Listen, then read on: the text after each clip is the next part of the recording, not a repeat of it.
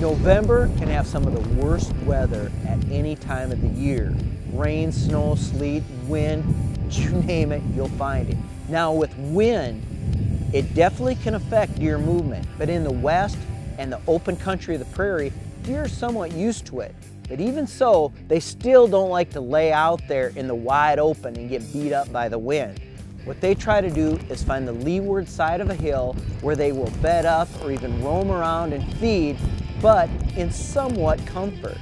Now the problem with that little thing is you have to sit out in the wind to look into those spots, and you take all the abuse Mother Nature can dish out. Have the right gear, have a face mask, and have some hand warmers, and you might just pull out a good buck while you're up on that hill, getting the wind burn of your life.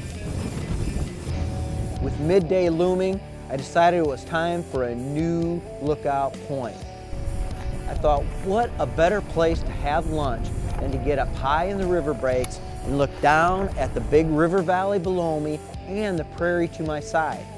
I could see it all, eat a sandwich, and soak up some sun, more than likely, just like the bucks were doing themselves.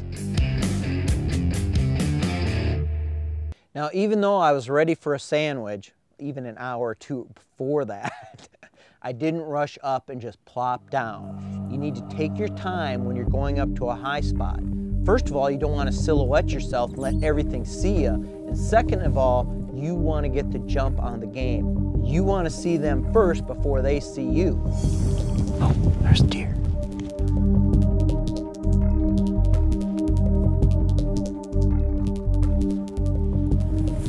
There's a good buck right down here on a doe. He's chasing another buck, chasing it away from that doe. Looks like a shooter. I dropped my backpack off, and in clear Kayser style, I hit the dirt and started crawling. Most people think my hunting is more like baby style because all I do is crawl, but I like to keep a low profile. Just as I set up, I wanted to make one more confirmation, and it was a shooter. He had big long main beams, he looked like he had good mass, not a real wide buck, but he was a mature looking animal. I knew this was the buck that would make old Mark happy. Got set up, ready to shoot, and what happens? He walks back into the brush following the doe, and it was thick. I was just going nuts. He would pop through one little opening, I'd get on him, he'd be gone. He'd stand still forever in another spot, and there was too much brush. Suddenly, the doe came through one nice opening, and I knew he was gonna come through that opening any second.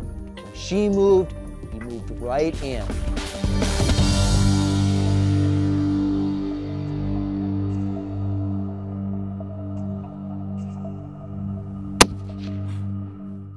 And an instant later, he was down for the count.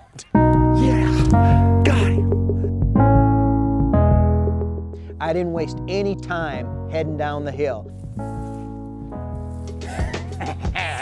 Here he is right there. That is a giant, nice western whitetail. That's a giant wherever you go.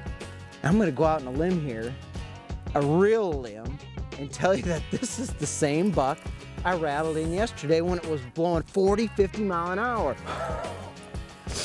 That is the way to end any hunt right here. It was a tough hunt, but it was great, great action. Lots of rattling, lots of weather, and keeping my goals high for the buck I wanted, and having the buck that got away at 25 yards go back home with me in my truck.